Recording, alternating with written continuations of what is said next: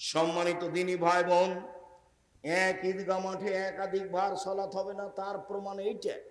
ঈদের মাঠকে বাসর ঘরের পরিণত করে সাজানো যাবে না, সাজানো নিষেধ, হারাম, এ কথাও ঠিক চলেন যায়।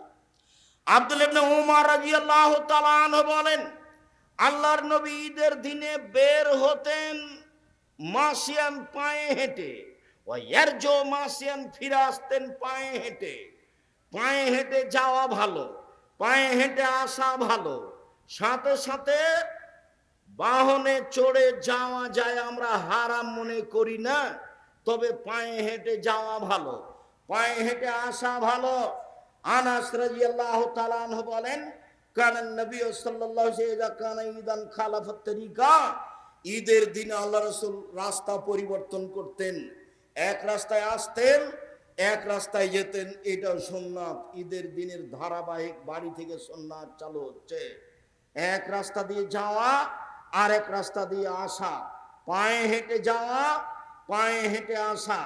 এরপরে বলা হচ্ছে তুহমাল আনাজাত বাইনা ইয়াদাই নবী সাল্লাল্লাহু আলাইহি ওয়াসাল্লাম ফালাম্মা বালাগাল মুসাল্লা, রাসূলের সামনে দিয়ে একটা ওই সূত্রা, যেটা সালাত শুরু করলে তার আগে খাড়ো করা হয়, সূত্রা নিয়ে যাওয়া হতো। ফায়জা বালগাল মুসাল্লা, ঈদের মাঠে চলে গেলে ফা নসবাত বাইনা ইয়াদাইহি, এই সূত্রটা গেড়ে দেওয়া হতো। এইটাকে সামনে রেখে তিনি সালাত আদায় করতেন।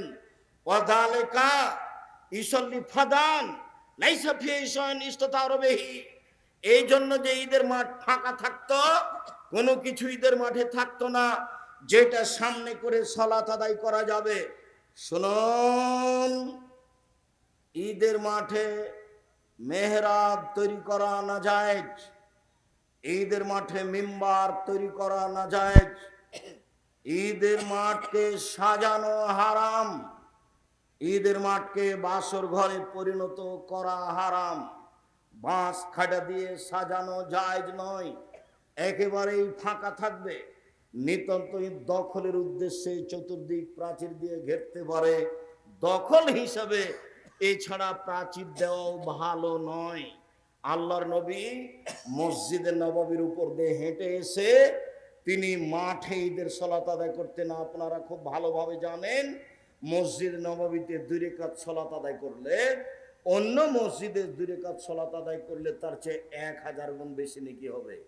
এরপরেও পৃথিবীর সবচেয়ে দামি মানুষ দামি মসজিদের উপরে পা দিয়ে, পায়ে পাড়া দিয়ে হেঁটে চলে গেলেন ফাঁকা জায়গায়, তার মানে ঈদের সালাত ফাঁকা জায়গায় আদায় করতে হবে।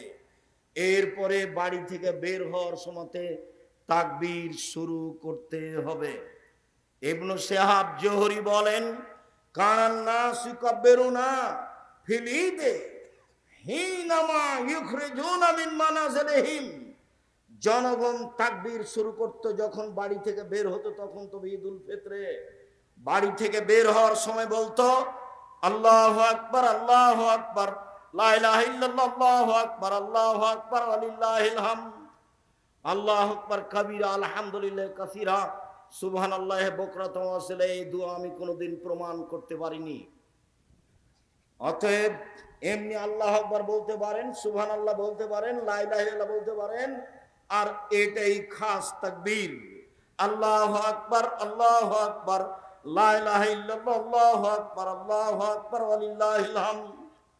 ইমাম সাহেব যখন বের হবে তখন তাকবীর বন্ধ হয়ে যাবে, নিতান্তই সেই দিন বলতে পারেন।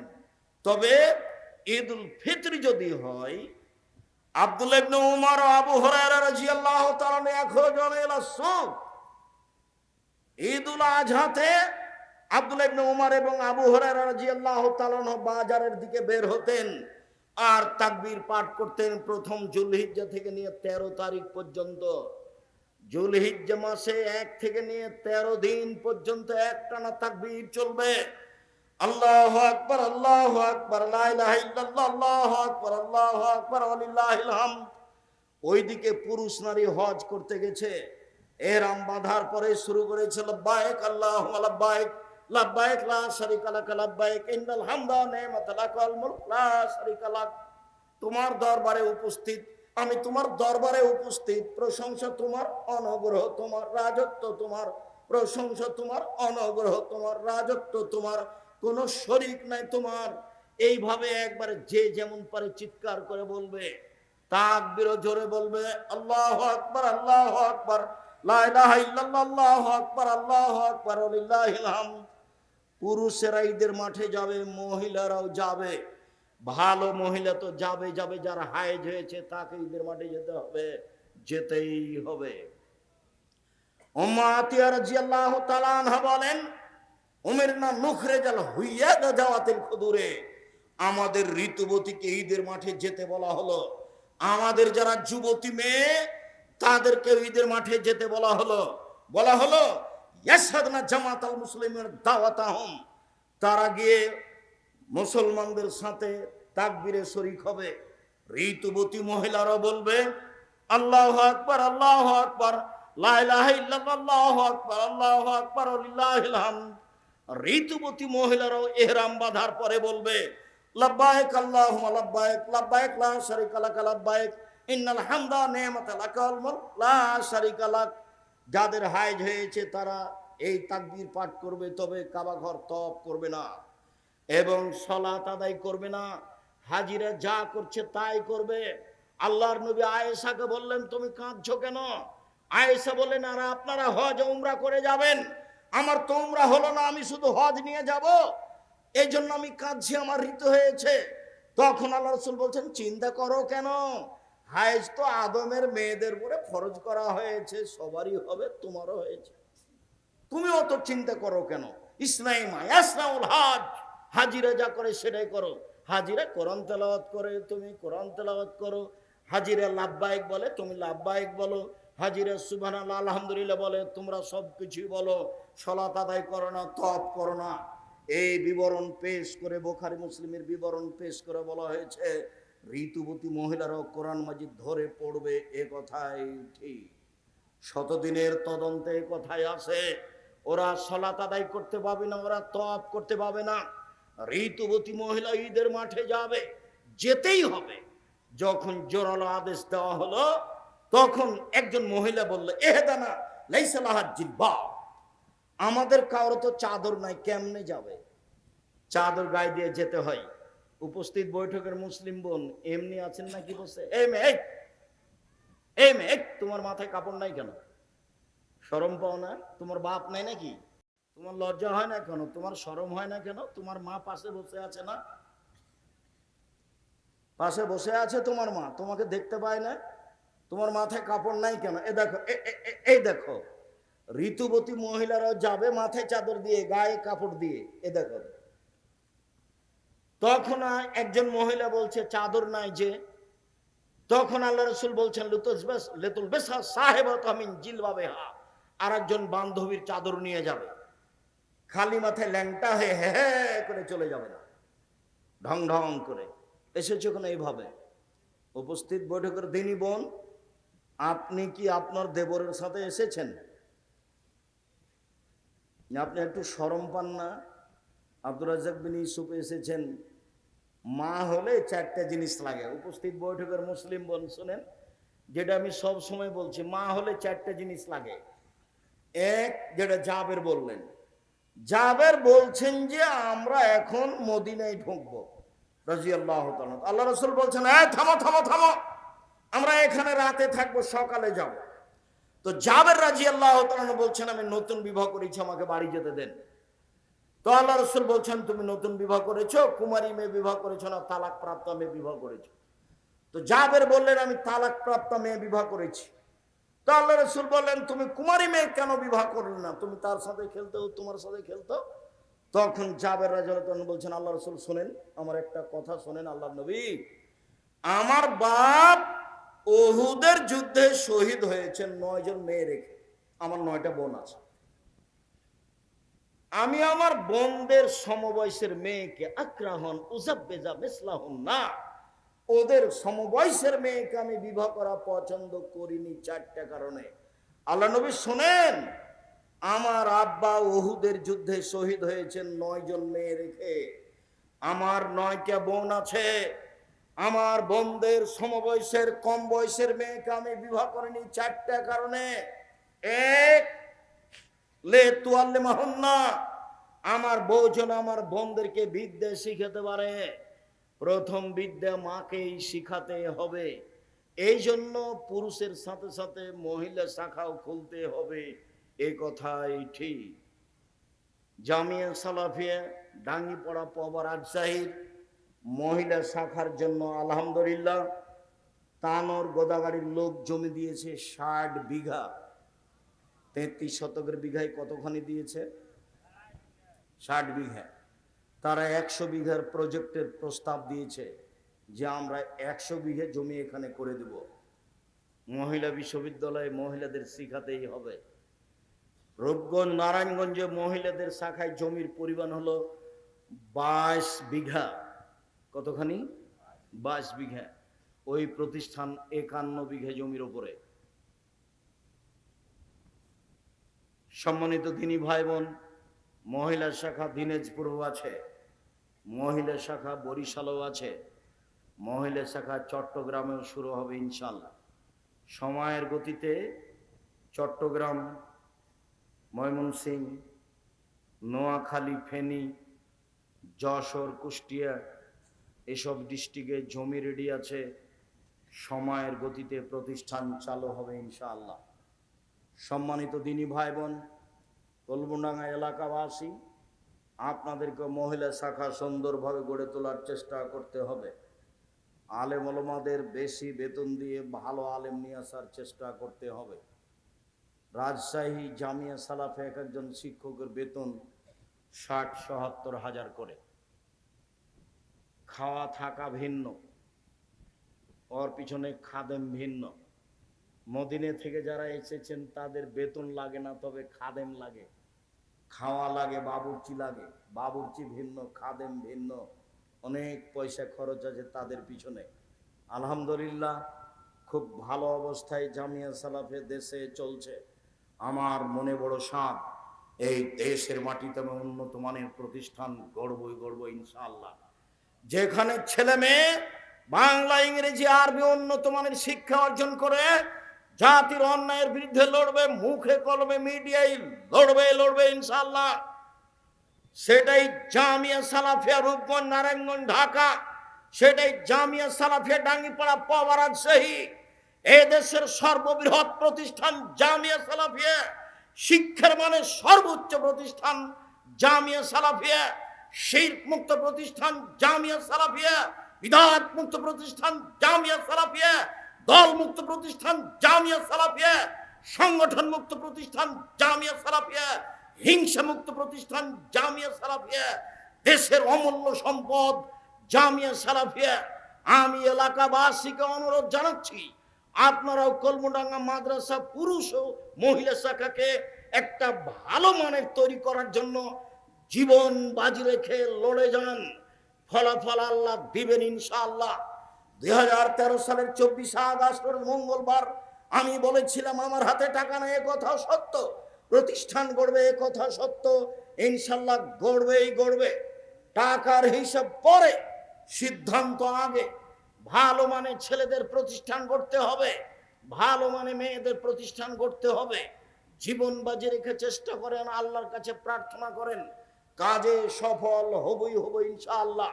সম্মানিত দিনী ভাই বোন, তিনি বললেন আমার সমবয়সের মেয়েকে আমি বিবাহ করিনি আমার বোনদের সমবয়সের 4টা কারণে।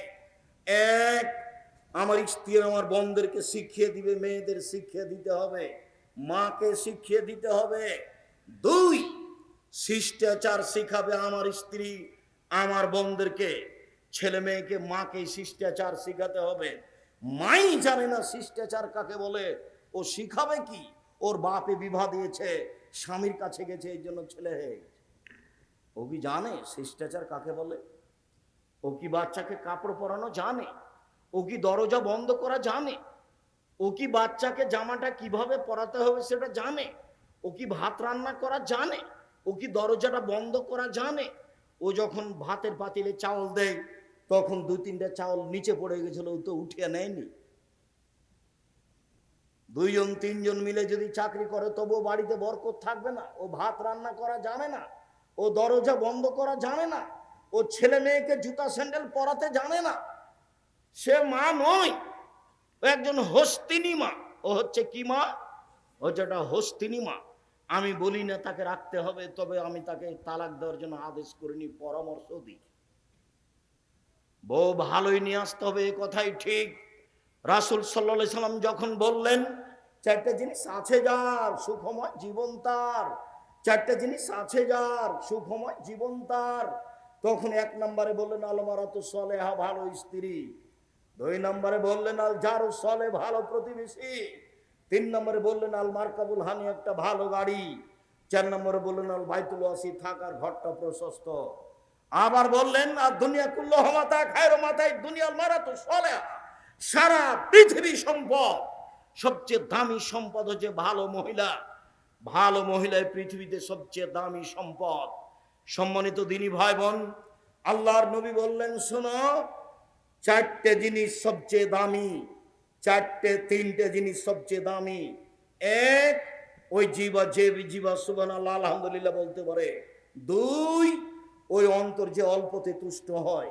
তিন, ওই স্ত্রী যে স্বামীকে দিনের উপরে সহযোগিতা করতে পারে, ভালো স্ত্রী। ভালো স্ত্রী হচ্ছে সবচেয়ে দামি সম্পদ, যারা রাসূল সাল্লাল্লাহু আলাইহি ওয়াসাল্লাম বললেন।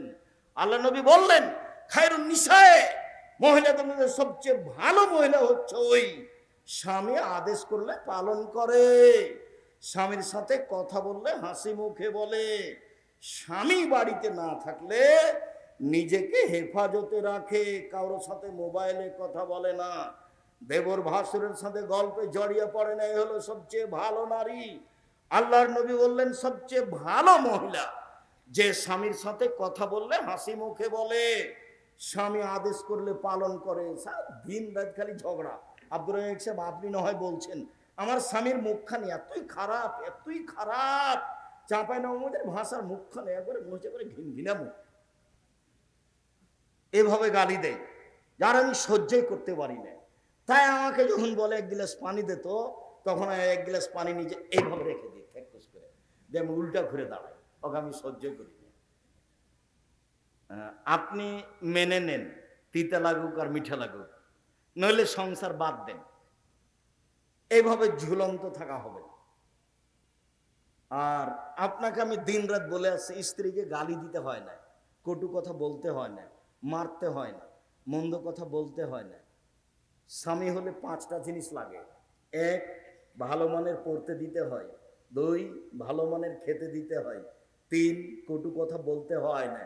চার, মুখের উপরে মারতে হয় না। পাঁচ, এখানে সেখানে শ্বশুর বাড়ি খালার বাড়ি যেতে দিতে হয় না,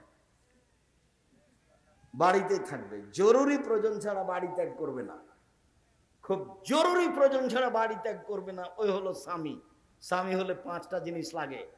আল্লাহ রাসূল বললেন নবীগণ জান্নাতে যাবেন, শহীদেরা জান্নাতে যাবে, সিদ্দিকেরা জান্নাতে যাবে, ওইসব মহিলারাও জান্নাতে যাবে যাদের স্বামী একটু মন খারাপ করলে, রাগ করলে হাতখান ধরে বলে যতক্ষণ পর্যন্ত আপনি খুশি না হবেন ততক্ষণ পর্যন্ত আমি খালেদা কোনো কিছুই খাবো না। এ হলো জান্নাতি নারী। সব মিলে যাবে স্বামী সেবায়। আপনি দেখেন, ঘুরে ঘুরে দেখে আসবে স্বামী সেবায় হচ্ছে, যে দিক দিয়ে ঘুরিয়ে ধরেন ঘুরে এটাই আসবে। যখন আল্লাহ নবী বললেন যে মহিলারা তোমরা দান করো, অধিকাংশ নারী হচ্ছে জাহান্নামী, অধিকাংশ নারী হচ্ছে জাহান্নামী, তো মদিনার নারীরা কথা বলতে পারেন। বললেন কেন? তখন আল্লাহ রসুল বললেন স্বামীকে মানে না যে এই জন্য। হলো, স্বামীকে মানে না যে এই জন্য, মেনেই চলতে হবে। আর আপনি মুখখানকে একটু ভালো করবেন, খারাপ করিয়েন না। গালি দিয়ে কি হয়? একটু পরে তো তারই হাতে রুটি বানানো খাওয়া লাগে, তারই হাতে রান্না করা খাওয়া লাগে, তাকে গালি দেন কেন? হ্যাঁ? আর এই সব চাঁপাইনবাবগঞ্জের স্বভাব কেন? লাঠি নিয়ে মারতে যান কেন? গরুর চারিতে নাইন দিয়ে পানি না দিলে মন খারাপ হয়, ঘর বাড়ি ঝাড়ু না দিলে মন খারাপ হয়, পোয়াল না শুকালে মন খারাপ হয়, সব সময় খালি উষ্টা লেগে থাকলে হবে? সবসময় বইয়ের উপরে মন খারাপ করে। উর্দু ভাষী হলে, আরবি মানুষ হলে বুঝতে পারতেন কাজ করতে বলা কেমন ঠেলা। খালি আপনি ওই পাকিস্তানি উর্দু ভাষী মহিলা বিভাগগুলো দেখেন, খালি কাজ করতে বলেন যে একটু কাপড়টা পরিষ্কার করে দাও, তো বলো কে আমায় মেরে দাসী আইও মাদে আইও নাকি? আমি কি তোমার দাসী নাকি আমাকে কাজ করতে বলছো? মানে বাংলাদেশি চাঁপাইনবাবগঞ্জের আপনার এই সাপাহারের মেয়ে, সেই জন্য সবই করে দেয়, তবু মারতে যান। ভাত রান্না করে দেয়, বাড়ি পরিষ্কার করে দেয়, গোয়াল পরিষ্কার করে দেয়, নোন্দা ঘোঁটা বানিয়ে দেয়, তবু মারতে যান। পোয়াল শুকিয়ে দেয়, সব কিছু করে দেয়, তবু মারতে যান কেন? শরম হয় না কেন? হায়া হয় না কেন? খবরদার কখনো মারবেন না।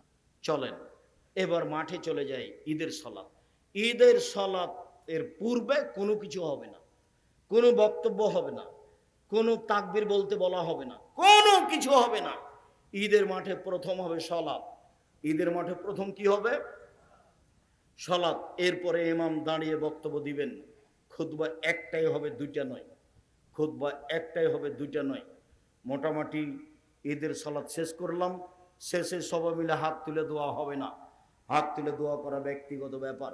বক্তব্য যখন শেষ হবে, সুবহানাকা ওয়া বিহামদিকা আশহাদু আল্লা ইলাহা ইল্লা আনতা আস্তাগফিরুকা ওয়া আতুবু ইলাইক বলে বক্তব্য শেষ করে বাড়ি চলে যেতে হবে। মহিলাদেরকে ঈদের মাঠে যেতে হবে, নিয়ে যেতে হবে, বাধ্য যেতেই হবে যে কোনো মূল্যে। ভালো মহিলা তো ঈদের মাঠে যাবেই। যাদের হাইজ ঋতু হয়েছে তাদেরকে নিয়ে যেতে হবে। আব্দুর রাজ্জাক সাহেব, আমাদের ঈদের মাঠে মহিলাদের ব্যবস্থা নেই, এই জন্য আমাদের মসজিদে মহিলা ইমামতি পড়ে নেওয়া হয়। এখন পুরুষ ইমামতিতে পড়ে নেওয়া হয়, এগুলো একটাও চলবে না, সবই বেদাত।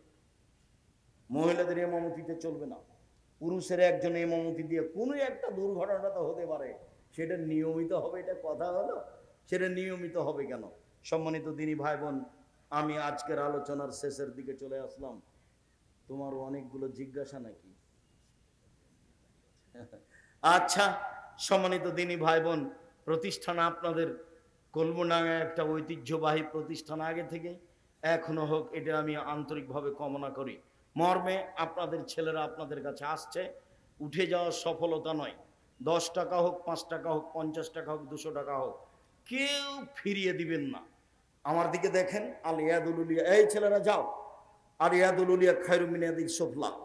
দেওয়া হাত ভালো নেওয়া হাতের চেয়ে, দেওয়া হাত ভালো নেওয়া হাতের চেয়ে। রাসূল সাল্লাল্লাহু আলাইহি সাল্লাম দেওয়া হাতকে পছন্দ করেন নেওয়া হাতের চেয়ে। সব সময় দেওয়া হাতখান রাখবেন। 200 টাকা রাস্তার জন্য রেখেছেন, 50টা 100 টাকা দিয়ে দিবেন। আর বের হয়ে 1 কেজি জিলাপি নিয়ে যাব সিদ্ধান্ত, এই ছেলে বসো, আগে ছেলেগুলো আসুক, তারপরে তোমার ব্যস্ততা বাড়লো কেন? ও, আর বই তো আছে আব্দুল্লাহর মিন্নাতুল বারি। আমরা নিজের ছেলের জন্য দোয়া করি, আব্দুল্লাহর জন্য দোয়া করি। বুখারীর ব্যতিক্রম ব্যাখ্যা, বাংলা ভাষায় বুখারীর ব্যতিক্রম ব্যাখ্যা 2য় খণ্ড বের হয়েছে। তাদের 1ম খণ্ড আছে, 2য় খণ্ড আছে। আব্দুল্লাহর অন্যান্য যেগুলো বই আছে, বিশেষ করে সিলেবাস। একটু থামে, নাই ছেলে থামো, এই ছেলেগুলো যাক না, তুমি ব্যস্ত হয়ে গেলে কেন? ছেলেগুলো পার হোক, তারপরে তুমি উঠো। তুমি নিজের প্রতিষ্ঠানে এসেছো। আমি তো বলছি, আমি উঠতে বললে উঠবেন না কেন? নিজের প্রতিষ্ঠানের সম্মেলনে এসেছেন, আপনার ভালোবাসা আগে আর আমার ভালোবাসা আপনার পিছে। আপনি নিজের প্রতিষ্ঠানে এসেছেন, পরবর্তীতে যখন আসবেন এরকমই টাকা পয়সা সাথে নিয়ে আসবেন। 10 টাকা হোক, 50 টাকা হোক, 5000 টাকা হোক। আমাদের ছেলেরা যেন ফিরে না যায়, কম হোক বেশি হোক। সম্মানিত দিনী ভাই বোন, ও আলিতে পত্রিকা আছে, খুব গুরুত্বপূর্ণ। অন্তত 30 টাকা দিয়ে একটা পত্রিকা নিয়ে যাবেন, কেউ খালি হাতে যাবেন না। আর মহিলাদের জন্য আছে কেন এই নির্যাতন, কি তার প্রতিকার। আর আছে কেন হবো অবরোধবাসিনী। বেগম রোকেয়া লিখেছে অবরোধবাসিনী, কেন হবো অবরোধবাসিনী, এই বই আছে। দুয়ার বই আছে, কতটি হাত তুলে দোয়া আছে, কোথায় কোথায় হাত তুলে দোয়া করতে হবে। আর নামাজ শিক্ষা বই আছে। আর যেসব বই কথা বললাম এগুলো উপদেশ বই আছে। আদর্শ নারী, আদর্শ পরিবার, এইসব বই, সব বইগুলি সংগ্রহ করুন।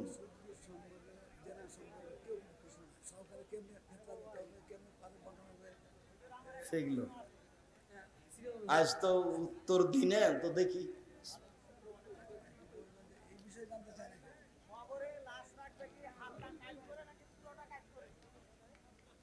চলো পুরোটা কাট করে। না, কবরস্থানে নতুন পুরাতন কবর আছে, সেখানে সেখানে মাদ্রাসা তৈরি। তো ওটা আপনারা লিখিত ফতো নেন, এলাকার লোক কি বুঝছে সেখানে মাদ্রাসা তৈরি করা না করা। যদি কবর সরিয়ে দিয়ে থাকে কোনো সমস্যা নেই। ইমাম সাহেবের জন্য বেতন তুলে ইমাম সাহেব কিছু দিয়ে মসজিদে রাখা যাবে কি? হ্যাঁ যাবে, আপনারাই টাকা উঠাবেন। ইমাম তো রাখতেই হবে, টাকা দিই তো রাখবেন। ওর নয় আহাল পরিবার, ছেলে মেয়ে নেই, ও ফ্রি থাকবে, খাবে।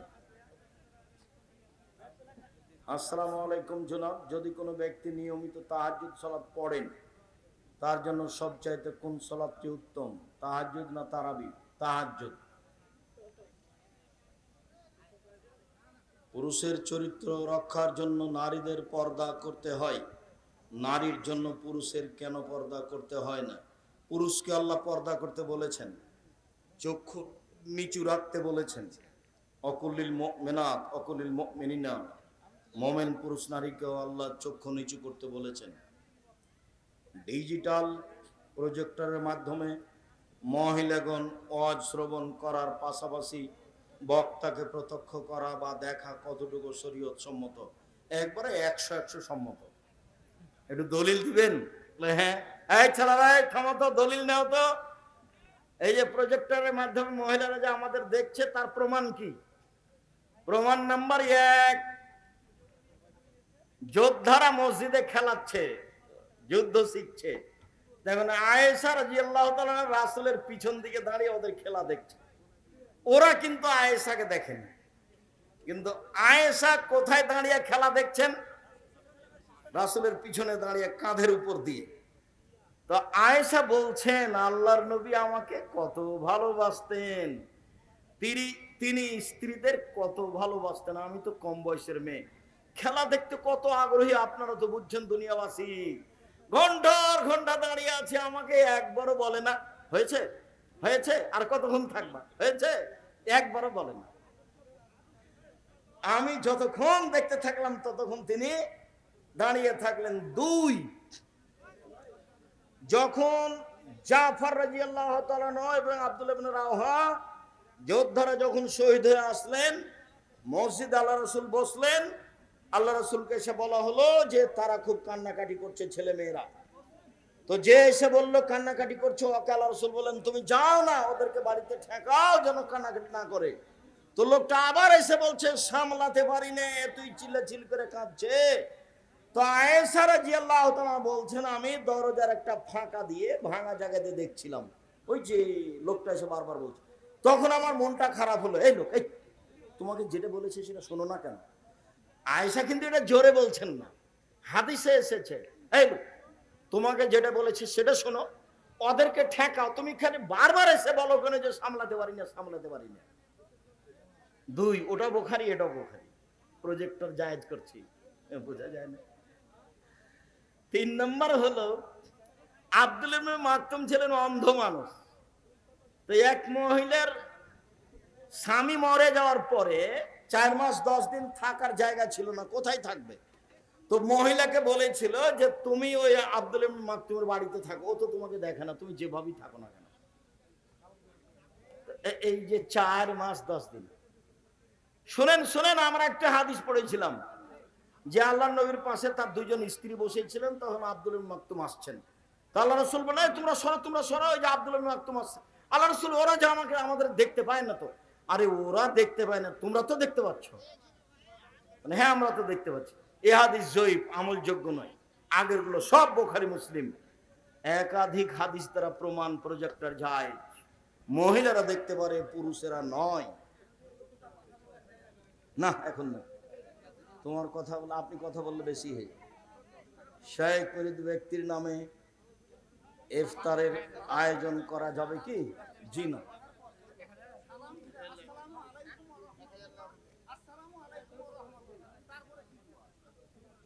আল্লাহু আকবার, আস্তাগফিরুল্লাহ, আস্তাগফিরুল্লাহ, আস্তাগফিরুল্লাহ। কুরবানির গোশত কয় ভাগ করতে হবে?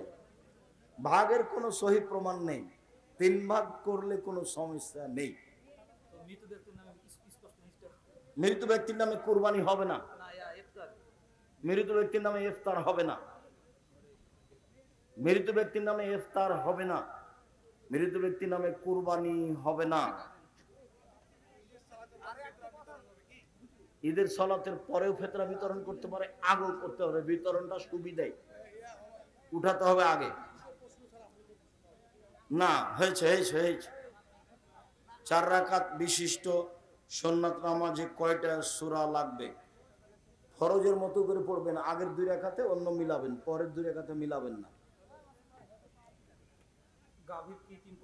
গাভীর কৃত্রিম প্রজনন করা যাবে কি? জি যাবে, কৃত্রিম ভাবে গাভীর বাচ্চা নেওয়া যাবে, কেননা ওর উপরে কোরআন হাদিসের বিধান নেই। গবাদি পশুর উন্নয়নের জন্য যেটা সহজ সেটা করবে মানুষ। অতএব মুরগির নিচে হাঁসের ডিম দিয়ে বাচ্চা উঠাবে, কোনো সমস্যা নেই। কোরআন হাদিসের বিধান মানুষের উপরে না, পশু প্রাণীর উপরে, মানুষের উপরে। কাজে এখানে ওখানে কোনো বিধান প্রযোজ্য করা যাবে না।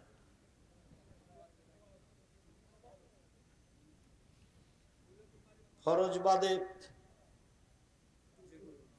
যেগুলো নামাজ আছে, তারাবির নামাজ, তাহাজ্জুদ এর নফল বেতর নামাজ, সবগুলোতে কি সানা লাগবে? প্রত্যেক তাকবীরে তাহরিমার পরে সানা পড়বেন, এটাই উত্তম। সদকায়ে ফিতরার মাল মাদ্রাসা হক রাখে নাকি ফকির মিসকিন? মূলত ফকির মিসকিন, কওমি খারেজি মাদ্রাসাগুলো মিসকিনের অন্তর্ভুক্ত হিসেবে দিতে পারেন।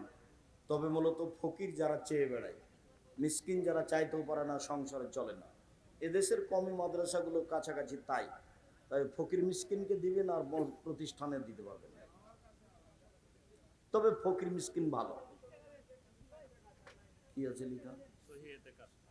সহি এতেকাফ রাখার নিয়ম কি?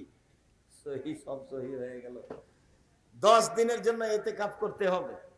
এতেকাফ অবস্থায় কোথাও যাওয়া যাবে না, পেশাব পায়খানা ছাড়া, গোসল ছাড়া। থামো হয়েছে, গল্প গুজবে জড়ানো যাবে না। এতেকাফ অবস্থায় স্ত্রী মিলন চলবে না, স্ত্রীর সাথে গায়ে গায়ে হাত লাগানো যাবে না। আর সিয়াম অবস্থায় এতেকাফ করতে হবে। জুমা মসজিদে এতেকাফ করতে হবে, অক্তে মসজিদে নয়। মহিলাদেরও জুমা মসজিদে করতে হবে, অক্তে মসজিদ বা কোনো ঘরে এতেকাফ চলবে না। যদি পারে জুমা মসজিদে করবে, না পারলে নেই। এতেকাফ জরুরি কিছু নয়, এতেকাফ জরুরি কিছু নয়। এতেকাফ করলে নেকি পাবে বেশি, এরকম কোনো কথা নেই। এতেকাফ মানে একটু বেশি বেশি ইবাদত করবে, তা একটা পদ্ধতি গ্রহণ করেছে। ফিতরার টাকা মাদ্রাসায়, ফিতরার টাকা দিয়ে মক্তবের শিক্ষকের বেতন, একই ব্যাপার। শেখ, আমি একজন যুবক, আলহামদুলিল্লাহ আমি 5 ওয়াক্ত সালাত আদায় করার চেষ্টা করি। তবে আমার একটা সমস্যা, আমার মানসিক চিন্তা ভাবনা, মন খারাপ, হতাশা, দুশ্চিন্তা সব সময়। এখন আমার করণীয় কি? প্রথমত, তুমি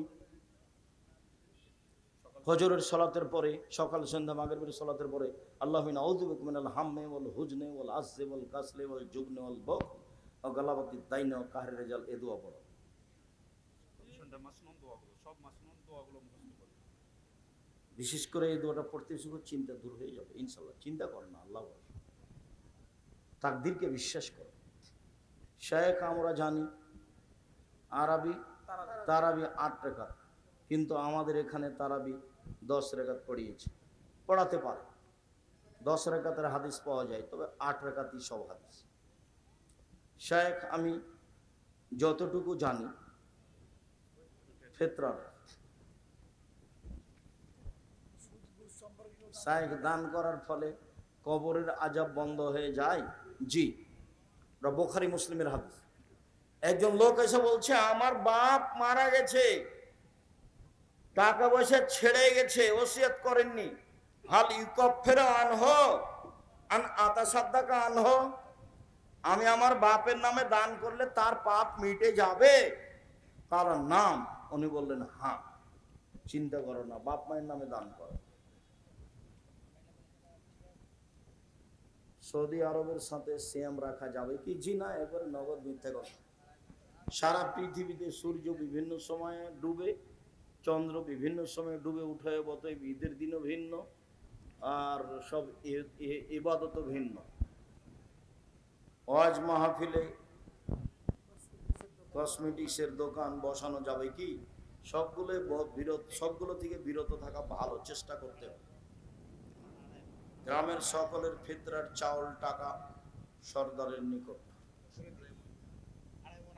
শেখ, আমি একটি কাপড়ের দোকান করি, একটি কাপড় যদি নগদে 500 টাকা বিক্রয় করি, ওই কাপড় বাকিতে 700 টাকা, উভয় সন্তুষ্ট থাকলে সমস্যা নেই।